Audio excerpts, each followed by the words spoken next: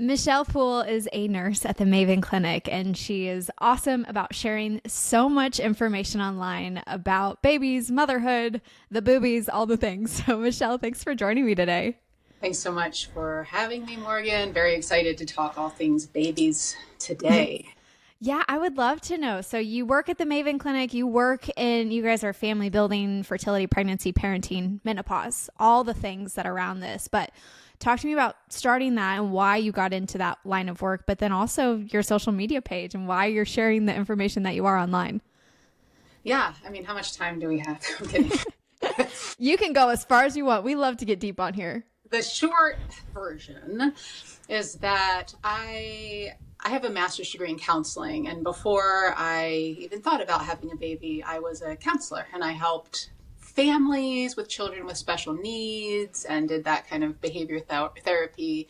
So I was in that world when I became pregnant. I was told that breastfeeding was easy and natural. It's just like breathing. And I was like, oh, cool, then I don't need to take a class or read any books. That sounds like a big waste of time. But when my baby came around, it was really, really difficult for me. And I struggled. I mean, I was doing all of the things with the breasts and the pumps and the bottles and the formula and the nipple shields. And I started to lose it. And I didn't know what postpartum depression was because I didn't take any of the classes, you see. It's good to take classes, guys. And I just thought, I'm really bad at this. I'm not cut out to be doing this. And luckily, I did get some help from a visiting nurse. Things kind of fell into place. My little baby, God bless him, decided to participate and try to figure it out with me. Some babies don't, and that's okay too, but it just kind of worked. And it took a couple of weeks before I was like, oh, it is easy and natural after 8 weeks of really hard, bad times. A lot of ups and downs, I would imagine. Now it is. Now you just put the baby on the breast and we're done. Like this is why people breastfeed. I almost gave up, which would have been fine. Something was going to give, my mental health or breastfeeding. And it just worked out that I was able to keep both. But I realized it can be easy and natural if we get through that learning curve and kind of make it through the zombie haze of becoming a new parent.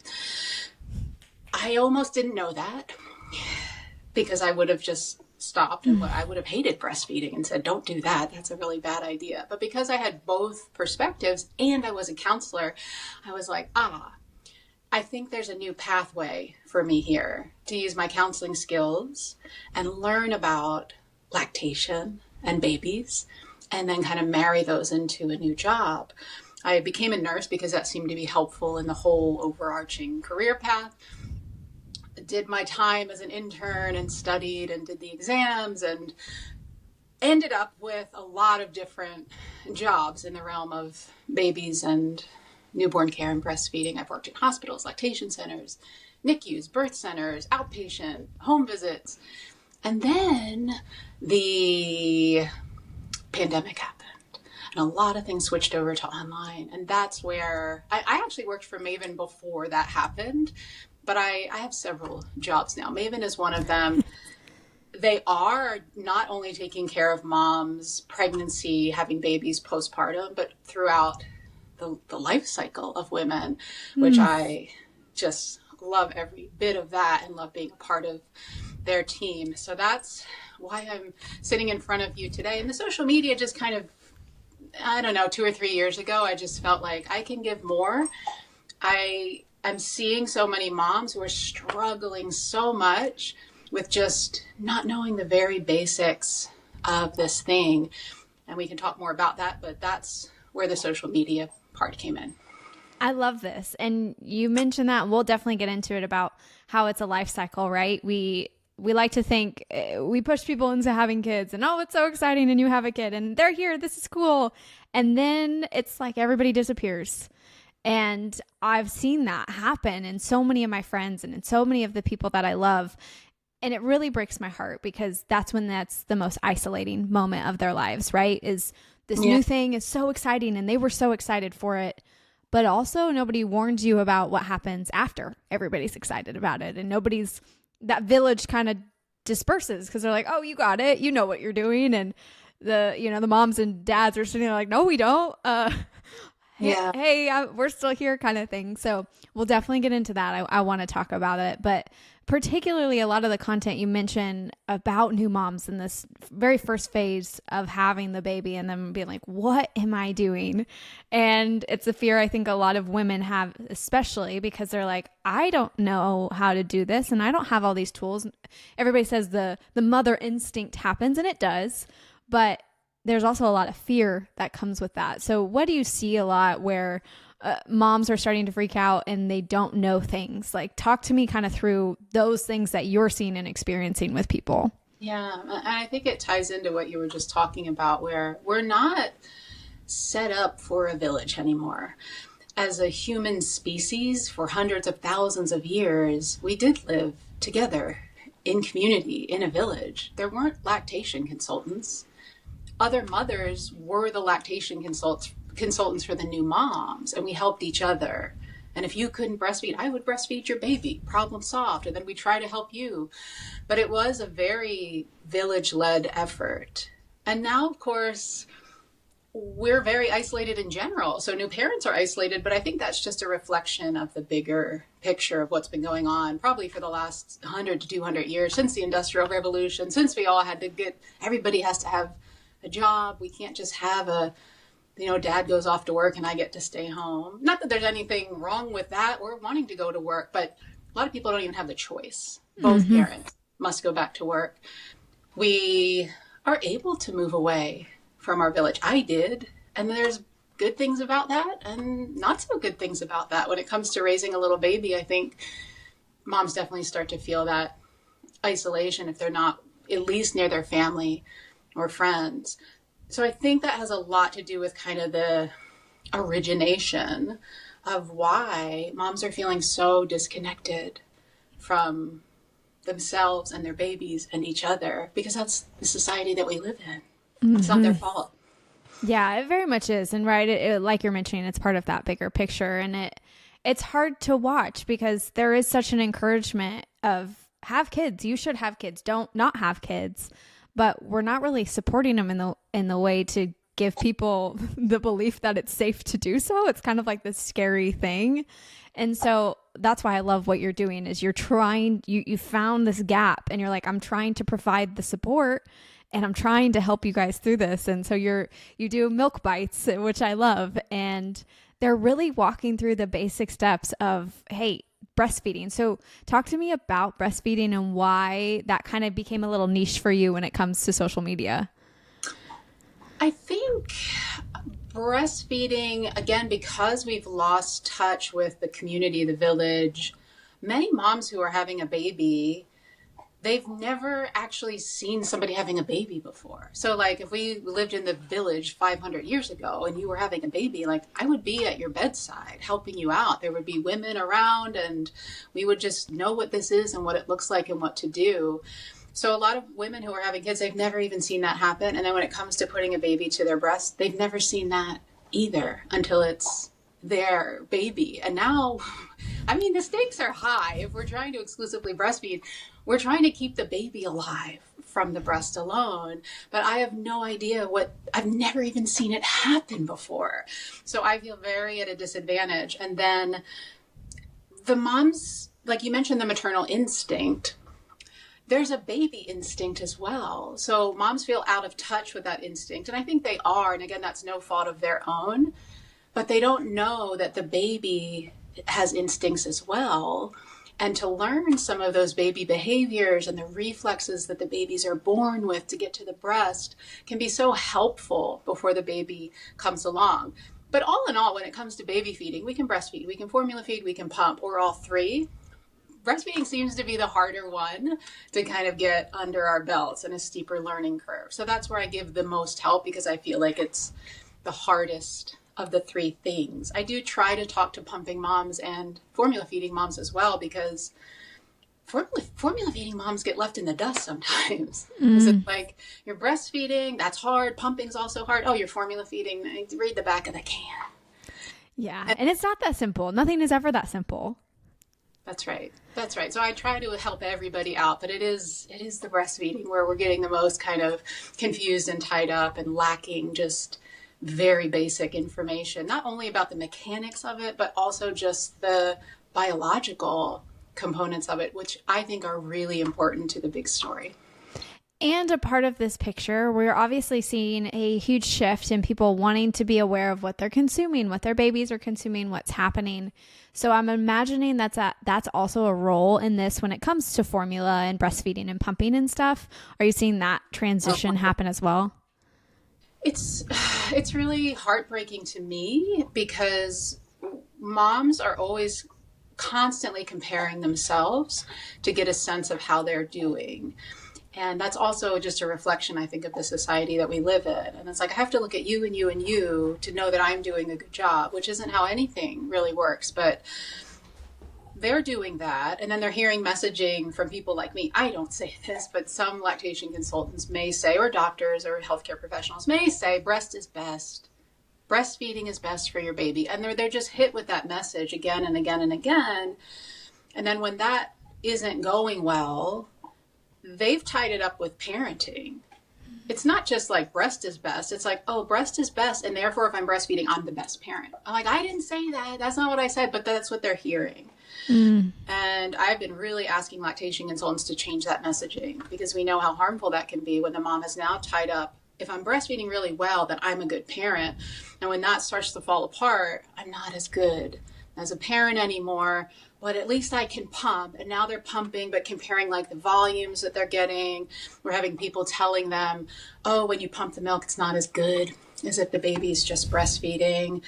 And then when that's not working, they have to use formula. And so the formula, hey, I love formula. I'm so glad, I'm so grateful that we have formula, that nobody has to breastfeed if they don't want to. If they can't, we have something to feed the baby. And we live in this society where the almighty dollar rules. And so formula companies are marketing to these vulnerable moms and trying to tell them why their formula is the best one. And it can't even be in this country anymore. Now it's like, well, you have to go and buy the European formula if you want to be the best mom. So it really is heartbreaking to see these moms just trying to they just want to do what's best for their baby, but they kind of lose sight that like their best is the best for the baby. Just being themselves is the best for the baby. Loving the baby, taking care of the baby trusts that I'm going to meet their needs. That's what we got to be focusing on, not like how many ounces of milk you pumped, whether you were at the breast or pumped it, what kind of formula did you buy. But they've tied that up with how good a parent I am. So I'm trying to unravel that problem, which again is people like me caused that. So I want everybody in my side of the screen today to take responsibility here and think about how the language we're using is messing moms up.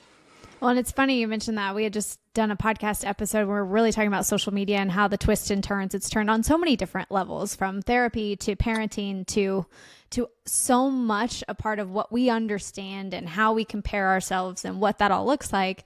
And it's super damaging for the real life experience versus the online experience. So I know that that's playing such a significant role.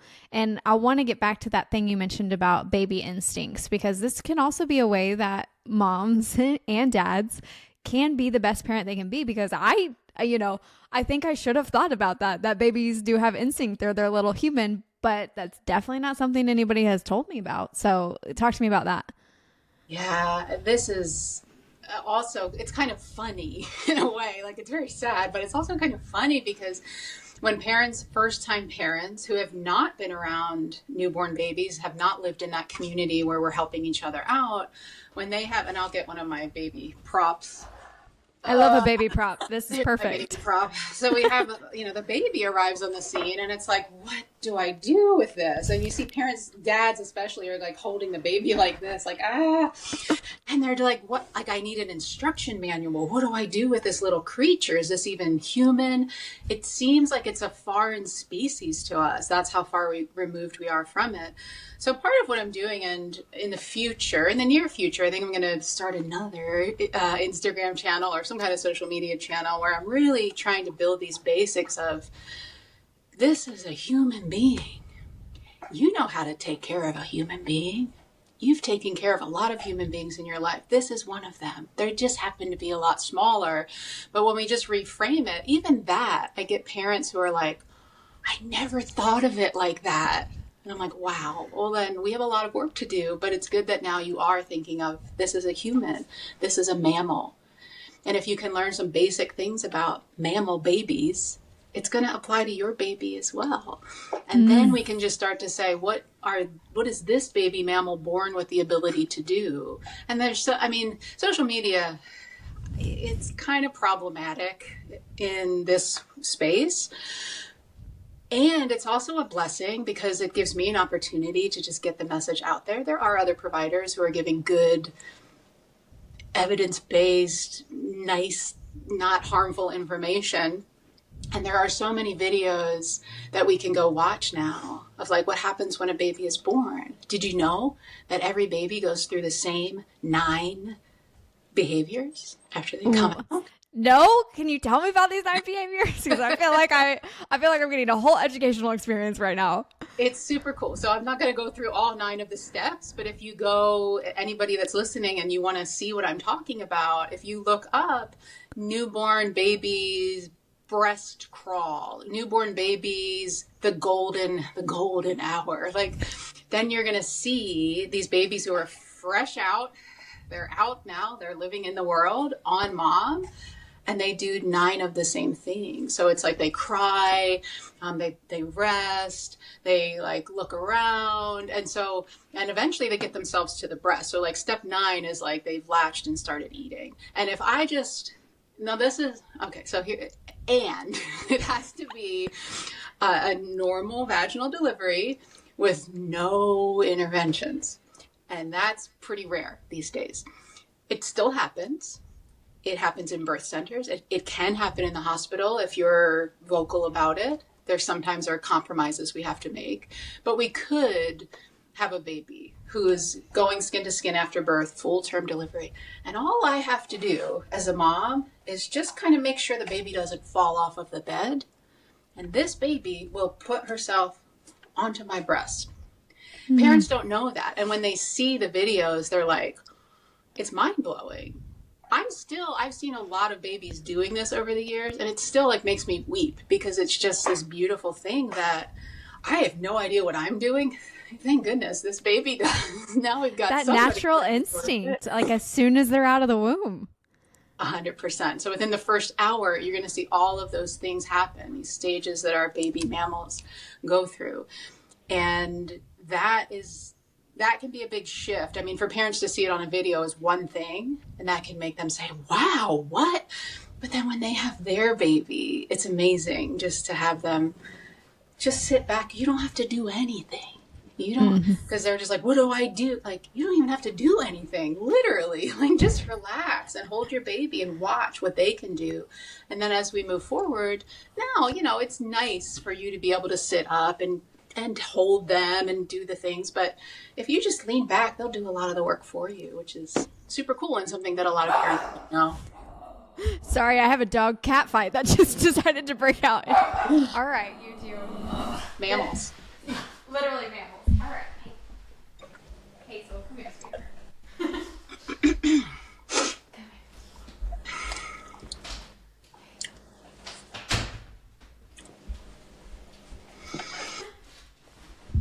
Sorry about that. They're normally very well behaved. That's okay. My dog's in the background, and I'm just like keeping my fingers. I thought she was going to be the bad one. She still might be, but that's okay. That's what editing is for. So it's great. Right. Let me find my train of thought that I had though.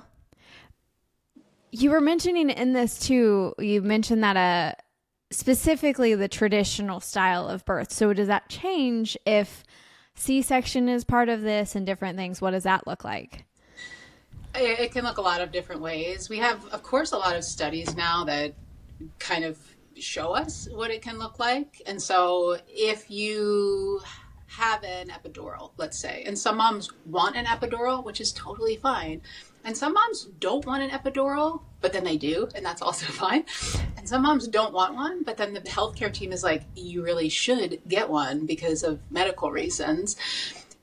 It's safe for the baby in terms of the medication, But if you think about what an epidural is, it's a numbing agent. And so it's not that the baby doesn't get any of the medicine, they do. And so sometimes just depends, like the dose of the epidural, how far away we are from delivering the baby, all of these kinds of things. But we see that babies who were born to a mother who had an epidural, they're not quite as feisty. If you go look up the breast crawl, you're going to see these babies that are like doing push-ups on the mom's chest and bobbing their head and eating their hands and pushing with their feet to get to the breast.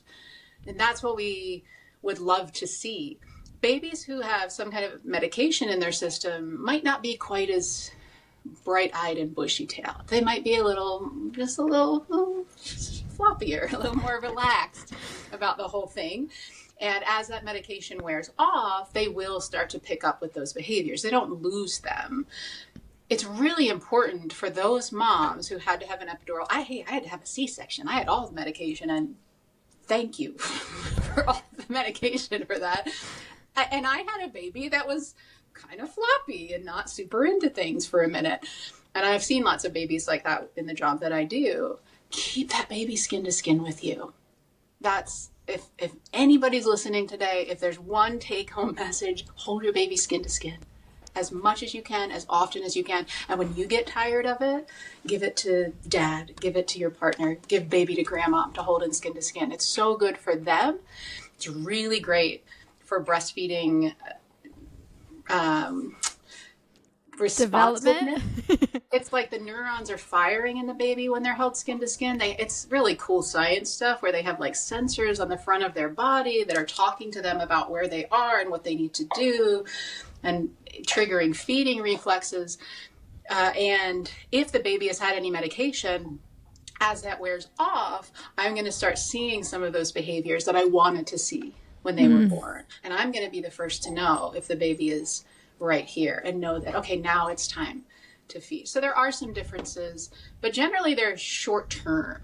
Within 24 to 36 hours, we should see a baby kind of free of the medication and acting like fiery little mammals trying to eat. Oh, wow. That's so fascinating. And they do not teach you that in school. That's for sure. And it's also interesting. I've seen some stories recently coming out talking about C-section. So I'd love your take on that because and I don't know, you may not have one and you may not know, but it's more we're seeing that C-sections were pushed a lot for people to have them and versus having natural birth or whatever they wanted to have. I loved watching my sister navigate this for the first time because she, I said it in the very beginning. I was like, one thing I know from all the information I've taken in is just be your own advocate. Do whatever you want to do and stand up for yourself. You deserve that. And she did in every way. And she fought like hell to do the things that she wanted to do as long as it was safe for her and her baby. And that was really cool to watch. But it's also interesting now seeing a lot of the feedback come out online about C-sections and this push to have them done. So is there anything you can share and shed light on that kind of situation that's really unfolding right now? Yeah. Like I mentioned, I had a C-section. My baby was breech and he didn't turn and he didn't turn and he didn't turn. And when I finally delivered via C-section, they said he was never going to turn. Like he was kind of folded up like a taco this way. There was no room for him to move. So thank goodness we have C-sections for medical reasons. It is major abdominal surgery. And we forget that because it's so commonplace when we're talking about having a baby. And it's like, oh, you're going to give birth vaginally? You're going to have a C-section. It's like, it's major abdominal surgery. And not only is it major abdominal surgery, even at this point, we can hold baby skin to skin after a C-section. A lot of hospitals are doing that now. But imagine like going in for any other abdominal surgery, like you're going to have some kind of liver surgery or surgery on your stomach, and you are awake for the surgery. And 10 minutes later, they go, here's a baby. Please keep it alive. Can you imagine? But that's what we're doing when we have a C-section. And we're like, here's your baby. Don't pull your stitches out, be really careful holding them, like make sure when you're breastfeeding, they're not kicking your incision. It's crazy. So we've really normalized it in a way that I think is a detriment to the way that moms are thinking about it. And they're not and like I said, I'm glad we have them, and everyone, you should do what you would like to do, but make an informed decision and recognize that you are having your body opened up and they're taking your organs out and laying them on your stomach and then they're cutting it. So it's like, it's a big deal. Mm-hmm. There can be, just like with any surgery, there are way more risks, as you can imagine, involved with this way of delivering a baby. Because we do it so much on the plus side, we're good at it. Yes. I would say probably, I don't know the evidence, so don't quote me on this, but I would imagine that whenever we started doing C-sections, that like they're probably a lot safer than they used to be. I would hope so. I would hope so as well. I think we've been doing those for a few decades. I would hope so. But they do come with some disadvantages. And then once you are, I mean, recovery is a whole different story.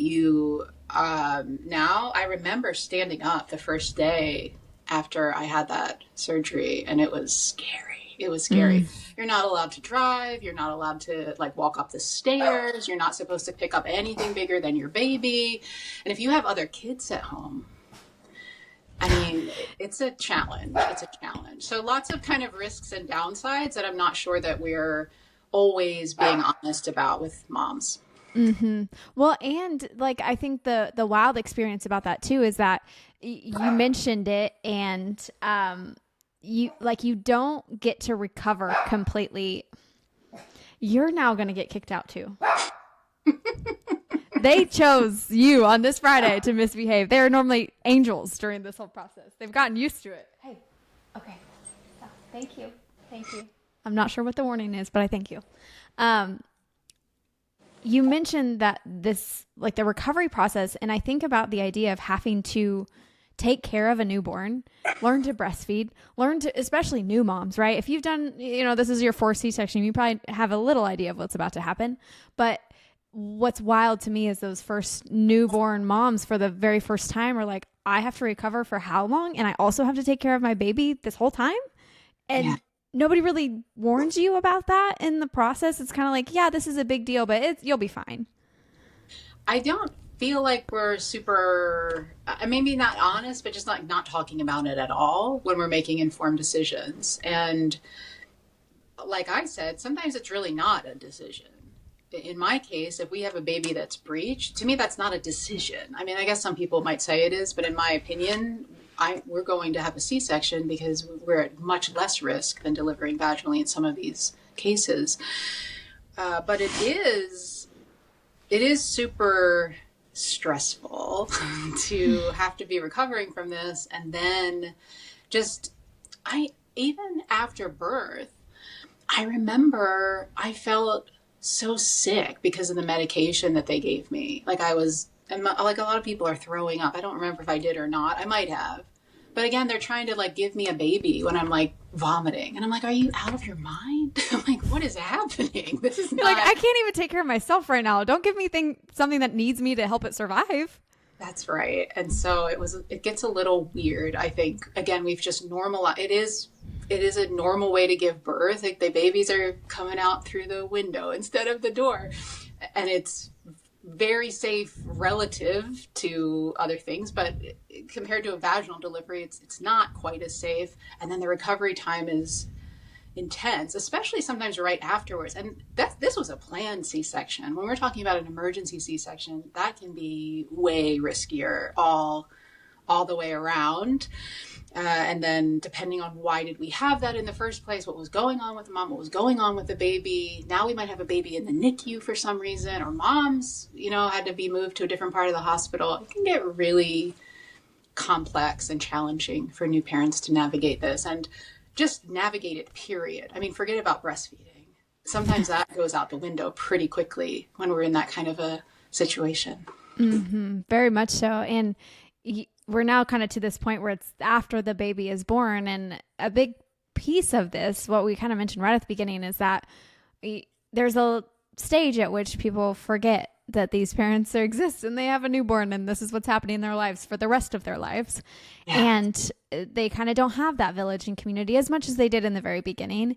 And there's also postpartum that comes with that. So what are some things that you're seeing maybe to help parents, especially moms, get through that postpartum season and get through it without having to face that? Because that is another thing we just really don't talk about a lot because, joyful having a baby, it's great. You created life, but hey, also you might have some depression, anxiety, and stress that come with this, but don't worry about it. It'll be fine. Yeah, that gets really hard too, especially not being in community because now, I mentioned I had postpartum depression. It didn't go diagnosed because I never told anybody about it. Because what am I going to say? I'm bad at being a mom. I don't think I can do this. I decided to have a baby and now I feel like I can't say I didn't want this or I'm bad at this. So the feelings of like shame and guilt are big in moms. And it's like, it's not even their fault. Like we've had this major hormonal flux that has triggered some kind of depression. Now, if we have a baby that's not breastfeeding, pain, we're not sleeping, that makes it all worse. But it's not like they did something wrong, but they don't know that. You can't see it when you're inside of it. And so now if you're lucky enough to have a partner, they're the ones that are responsible. So one thing I would say is that if you're supporting somebody who's pregnant, learn about the baby blues and learn about postpartum depression because we want to normalize those things so that you understand it's pretty normal for that big mood swing to happen over the first few days after birth and to feel very teary sometimes, even though this is supposed to be the happiest day of my life. Why am I crying? But then most of the rest of the day, I can move out of that and still enjoy myself and still laugh or eat dinner, something. If that continues to kind of pick up, get worse and worse, and now I'm crying more and more, I'm just shutting off emotionally. Now we're headed into postpartum depression territory. And again, I don't know it because I'm inside of it. So for the partner to be able to be checking in daily and just being like, hey, how are you feeling? How are you doing? What can I do for you? What's the hardest thing today? I like that question a lot. What's the most challenging thing for you today? And telling mom, this is so hard right now, and you are doing such a great job in spite of these challenges. I see how hard you're trying. Moms need to hear that, and they're not hearing it from their community anymore. They don't get it from the village. So that partner has a lot of new responsibilities that sometimes as men, they're not as in touch with that womanly mothering part of themselves, that nurturing part of themselves. So I think all of this needs to happen before we have the baby for it to work out. So I think there's a lot of work that can be done prenatally with couples going to classes, asking questions, learning about what's normal. How can the partner support mom, knowing the signs, how to talk to her about it, what to do if we feel like this is not okay. You're not alone. There is help and things are going to change, but we need to take some action. Yeah. So that falls on the partner a lot of the time. Well, and I love that you said that because it does, right? This isn't just one person who's part of this picture. And sometimes it is. And that breaks my heart in itself. And it's an entirely different story.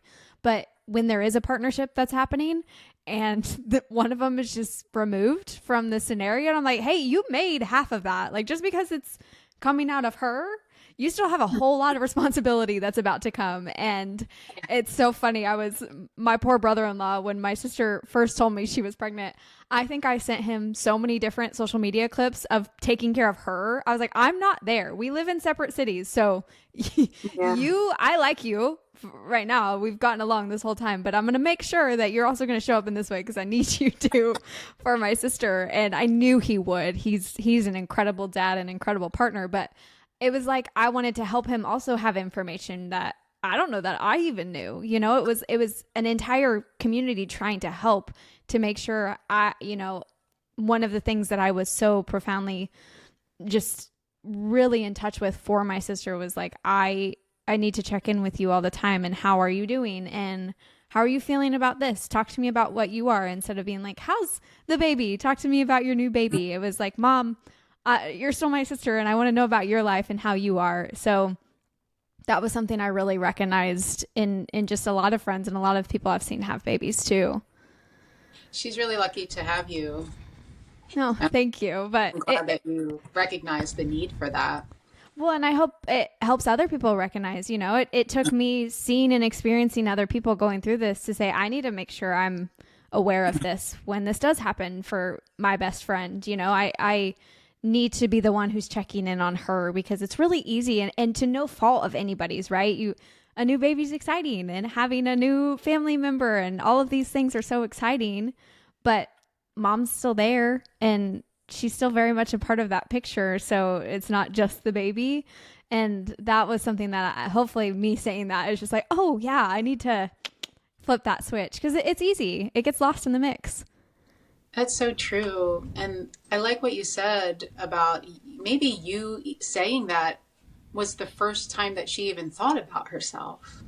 Because we forget about ourselves as moms and we're so hyper focused on, is the baby okay? Is the baby breathing? Is the baby eating? How, and I forget that like I'm here too and I'm alive and I need to keep myself alive and I need to be okay as possible. And I stopped thinking about that. So it's important not just to be checking in, but also for you to make mom remember that she needs to be thinking about this too. And again, we've lost a lot of that connection with other people in a community. So if you have a family member that is pregnant, having a baby, friends, check in on them. So somebody's checking in on the baby, I promise you. Like that baby's getting checked over 1 million times a day, but mom gets left out sometimes. And that's a bit problematic from a lot of different angles, in my opinion. I hope we're going to do better with sometimes a mom won't even see her doctor for 6 weeks after she delivers. So she has a baby and her first OB/GYN checkup is 6 weeks postpartum. Like, wow, that's 15 lifetimes with a new baby, 6 weeks. Like, oh, are you breastfeeding? No. I'm like, I quit 3 weeks ago because it was so hard. Like, your whole life is changing. Like day by day, the baby's doing different things. If I'm breastfeeding, my body's changing. We need better postpartum support just through the medical system. That's a different topic. But in the meantime, people who are around mom in her community, even if we're living far away, we do have FaceTime and we do have phone calls. Like, take advantage of those. I think also having conversations about it before we have the baby. I think I mentioned that, but just to kind of reinforce everybody having a conversation with mom, because her whole identity is going to change. We often don't talk about that either, where it's like, well, I'm having a baby. What do I need to buy? Like, what are the hacks? And I'm like, cool. Like, you can get that probably literally anywhere on social media, but who's talking about like your whole life is going to change. You're not going to be the same person ever again. And your relationship is never going to be the same relationship ever again. I think we need to spend some time thinking about that and talking through that in addition to all the things we're going to buy in the baby showers and all of that. Well, that is so important because it's a focus on what all do I need? How do I make sure the house is prepared? Is the baby room ready?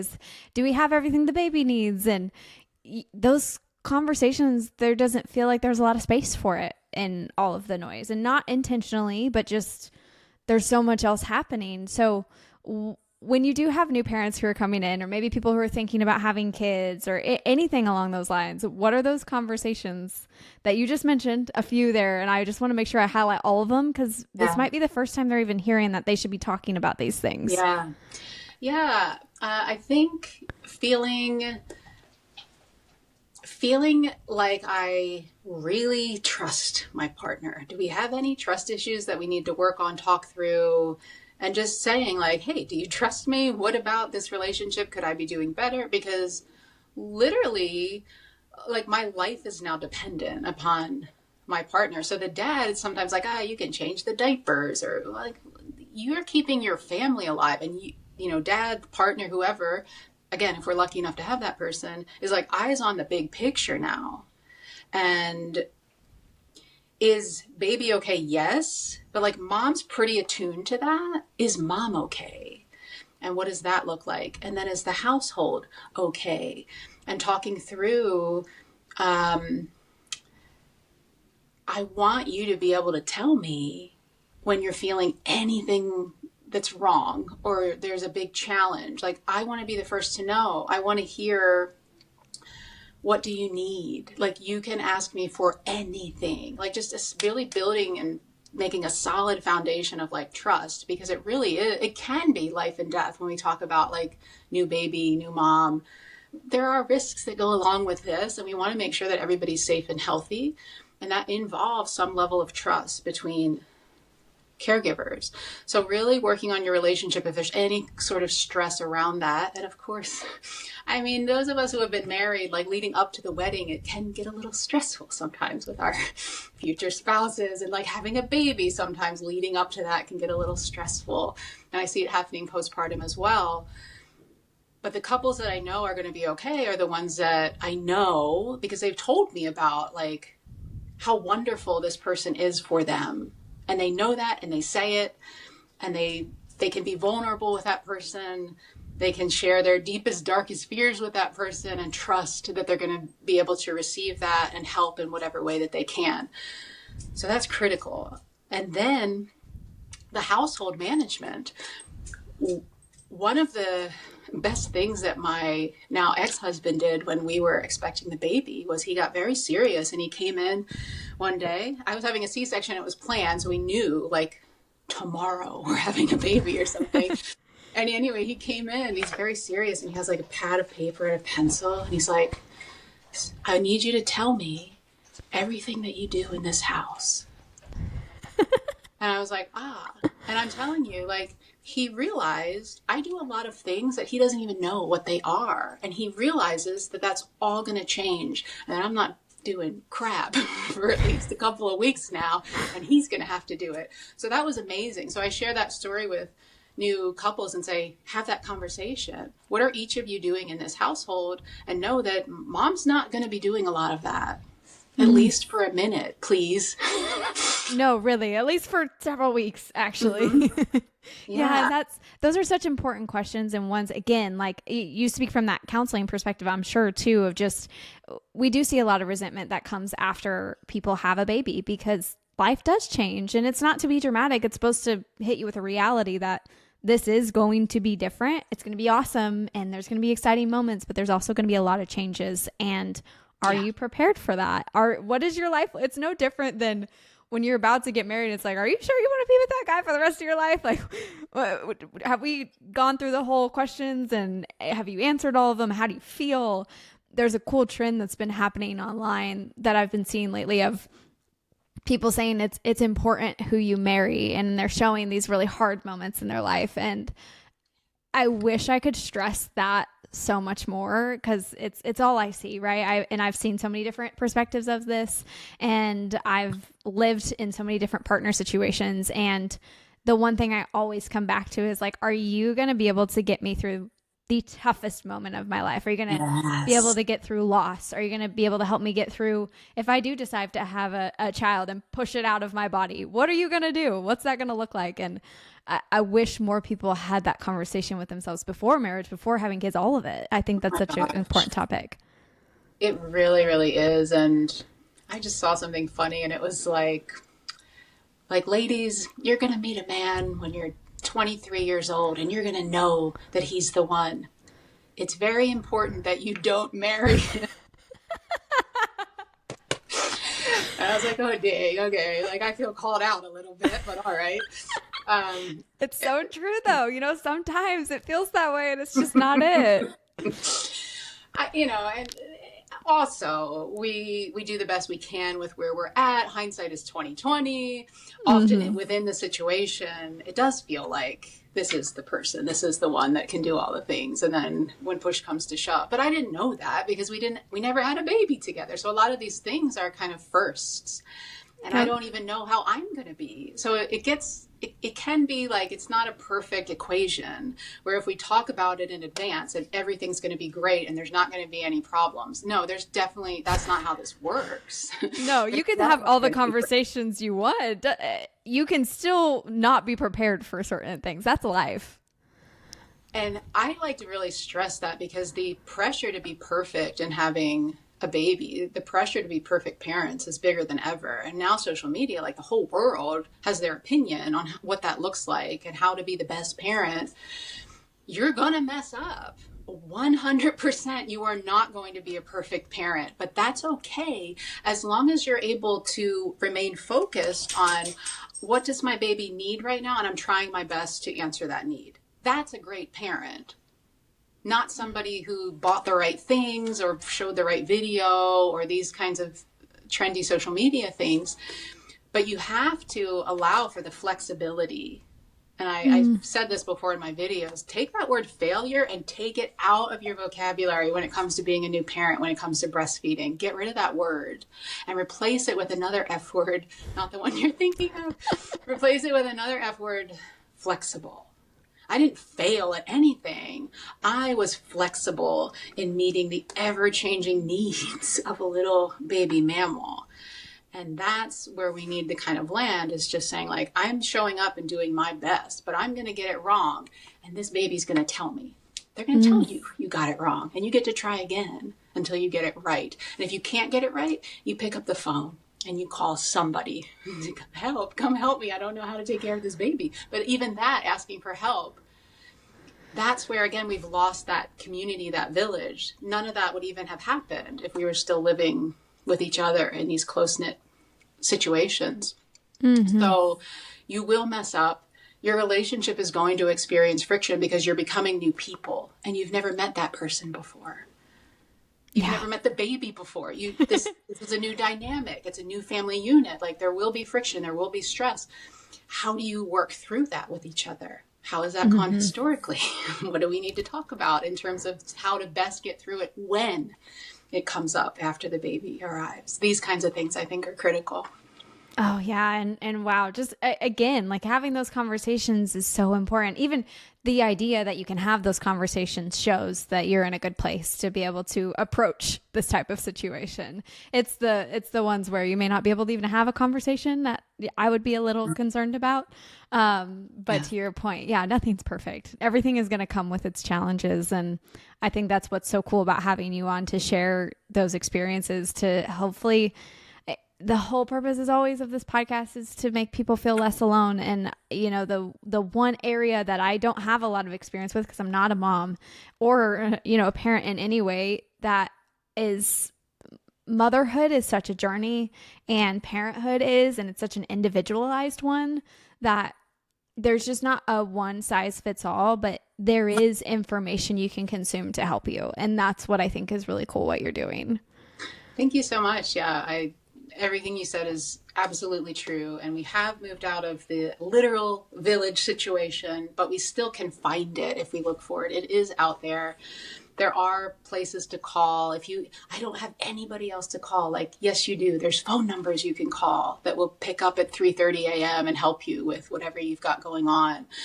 And so just knowing that, and there are social media accounts like mine, I hope to think, that are really trying to help you get through it, support. And I do, you know, I get a lot of requests and DMs. Like, I can't just do that with my life. I don't have time, or else I would. If I were independently wealthy, y'all, I would be answering every single one of the DMs about, I need help.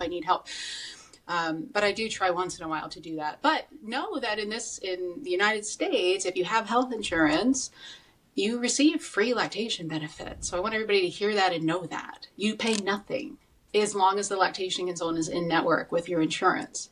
Take advantage of that. I mean, nothing is free. You're paying for it somewhere along the line. But when it comes to, like, I show up at your house, you don't have to give me anything.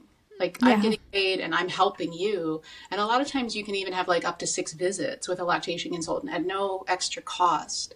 So that's really important to remember if you're struggling with breastfeeding, pumping, bottle feeding. I love that. That's really good to know. I don't think a lot of people know that and are aware of it. You know, resources are everything. So we are in a different time, but at least hopefully the resources are so infinite that you can find what you're looking for. And hopefully for something like that. Hey, it's girl math. It's basically free. So just do it. Love that. Yes. I do like to end this podcast on, it's either a piece of advice or motivation, or maybe it's something that we didn't talk about that you'd really like to talk about. I kind of give the floor over to you and you end us on something. So this is me transferring power right now. Wow, I wasn't ready for this. There's so many little things, but... And you can hit a bunch too if you like. There's no rules to this. I just like to end on something that you're really passionate about or want to share. Everybody out there who's having a baby, planning to have a baby, this is going to be a weird one. I love it. You are a mammal. And that means that by definition, you do have some behaviors and instincts. You make milk. Nobody has to breastfeed. I think that's fine. But you're going to make milk no matter what, because your mammal body is doing a lot of things, growing a baby, creating milk for the baby. And maternal instincts are real in every mammal and in you. It is inside of you. So sitting with yourself and really, I think, getting to that truth. Yeah, you can watch social media, watch videos, but also just sit quietly and just think about yourself as a mother. Who am I as a mother? What does that look like? How have I mothered other people in my life? How do I nurture those around me? What do I feel when I think about having this baby? That's a great way to start getting in touch with who you are as a mother, because it's built into your DNA. You can't escape it. We feel very removed from it, but just sitting quietly, even just once before you have the baby, a couple times would be great. I think going to groups where women are talking about these things could be super helpful, but you can do this. And the last thing I'll just say is that your best is good enough. You are the perfect mother for your baby. They think you're literally a goddess. That's what they think. You're judging yourself. Stop doing that. Is your baby fed? Great. You did a great job. Is your baby loved, cared for? You're rocking it. It doesn't look the way that you want it. That's okay. That's another problem, though. That has nothing to do with your worth as a mother. Get some help. Get help before you give up. Get help if you need help. But you're doing a great job taking care of this baby just as you are. Oh, wait, I want you to repeat the last part. It cut out, and I feel like that was such a good thing to say. So can you repeat that last part you were saying? And you can start over wherever you want. You were saying that you can kind of start from the you're doing the best is good enough. Yeah, your best is good enough. You are a goddess to this baby. You are their everything. Is your baby fed? Yes, you're doing great. Is your baby loved? Yes, you're doing great. Do they feel like you're meeting their needs? They trust that you're taking care of them? You're doing great. That can look literally a million different ways. You're doing a great job. It doesn't look the way you wanted it to look. That's okay. That's a different problem. It's never going to look exactly the way you want it to look. So get comfortable with that and then get some help trying to make it look the way that you want to look. But don't mix that up with your worth as a mother. You're doing a great job just as you are. Fed, loved, taken care of. You're rocking it. Oh, I love that so much. This is a perfect thing to end on, because I could not have said it any better. To all the moms, dads, everybody out there, you guys are crushing it. And we wouldn't be here sitting here having this conversation if people like you didn't exist. So Michelle, thank you for everything that you're doing and the information you're sharing. Do you want to shout out your Instagram page so they can follow you and see all that content? It is 1 Minute Milk Bites. Please come follow me, drop me a message, say you saw me on Morgan's podcast. I'd love to chat. And thank you for listening and seeing what I have to do and what I'm doing with my life. I love it. It makes me feel very validated and kind of motivated to continue. So thanks for having me on and letting me spread the word to as many people as want to listen to it. Oh yeah, you are doing amazing things. Like I said, I found you from my sister who kept sending me things. I was like, I don't even have a baby, but I will keep taking this from you. And I thought you were going to be such a great guest, and you are. So thank you for spreading information. Keep going. And I'll make sure to link her profile in the show notes too, so you guys can find it easily. But again, thanks, Michelle. I really appreciate it. Thanks, Morgan.